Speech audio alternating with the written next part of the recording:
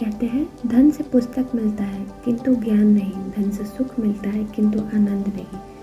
Hello everyone, मैं हूँ आपकी होस्ट एंड दोस्त अनु बराग। दरअसल ये कहानी एक ऐसे शक्तिशाली राजा की है जो वन में शिकार खेल रहा था। अचानक आकाश में बादल छा गए और मूसलाधार वर्षा होने लगी। शाम हो गया और धीरे धीरे अंधेरा छाने लगा। अंधेरे में राजा अपने महल का रास्ता भूल गया।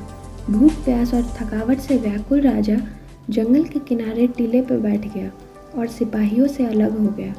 तभी वहाँ 3 बालकों को देखा। वह सभी अच्छे मित्र थे। राजा ने उन्हें अपने पास बुलाया और कहा, क्या मुझे थोड़ा भोजन और जल मिलेगा? मैं बहुत प्यासा हूँ और भूख भी बहुत लगी है। को ने उत्तर दिया, अवश्य, हम घर जाकर अभी कुछ ले आते हैं। वे सभी गांव की ओर भागे और तुरंत भोजन और जल ले आए। राजा बच्चों के उत्साह को देखकर प्रसन्न हुआ। राजा ने कहा, प्यारे बच्चों, तुम लोग जीवन में क्या करना चाहते हो? मैं तुम सबकी सहायता करना चाहता हूँ। कुछ देर सोचने के बाद एक बालक बोला, मुझे धन चाहिए। मैंने कभी 2 समय की रोटी नहीं खाई है, कभी सुंदर वस्त्र नहीं पहने हैं। कुछ देर बाद दूसरे बालक ने कहा, मुझे बंगला और घोड़ा गाड़ी चाहिए। फिर कुछ समय बाद तीसरे बालक ने कहा, मुझे न धन, न बंगला और न घोड़ा गाड़ी चाहिए। मुझे आप ऐसा आशीर्वाद दीजिए जिससे मैं पढ़ लिख कर विद्वान बन सकूं और देश की सेवा कर सकूं। राजा ने कहा, मैं तुम सभी की इच्छा पूरी करूंगा। पहले बालक को राजा इतना धन दिया जिससे वह आराम से बैठकर खा सके। दूसरे बालक को एक महल और घोड़ा गाड़ी दिया जिससे कि जिंदगी आराम से जिया जाए। और तीसरे बालक को राजा ने उसकी अच्छी शिक्षा का प्रबंध किया। वह बहुत मेहनती था।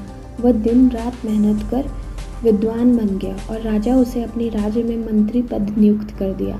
एक दिन अचानक राजा को पुरानी घटी घटना याद आई। उसने मंत्री से कहा कि तुम्हारे दोनों दोस्तों का क्या हालचाल है? मैं उन सभी से मिलना चाहता हूँ।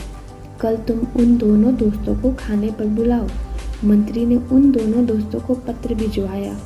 कल सुबह सभी एक साथ खाने पर बैठे। राजा ने कहा, मैं इसके बारे में तो जानता हूँ, तुम दोनों अपने बारे में बताओ। एक बालक ने कहा, राजा साहब, आपसे मुझे उतना धन नहीं मांगना चाहिए था। मेरा कुछ धन चोरी हो गया। मैंने कुछ धन को कुछ वस्तुएं खरीदने में खर्च कर दिया और मैं इतना धन पाकर आलसी बन गया। घोड़ा गाड़ी वाले बालक ने कहा, मैं बड़े ठाठ से अपने बंगले में रह रहा था।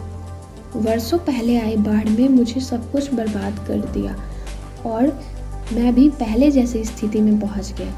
उनकी बात सुनने के बाद राजा ने कहा, इन बातों को अच्छी तरह गांठ बांध लो। धन संपदा सदा हमारे पास नहीं रहता, लेकिन ज्ञान जीवन भर मनुष्य के काम आता है और उसे कोई चुरा भी नहीं सकता। शिक्षा ही मानव को विद्वान और बड़ा आदमी बनाती है, इसलिए सबसे बड़ा धन विद्या है।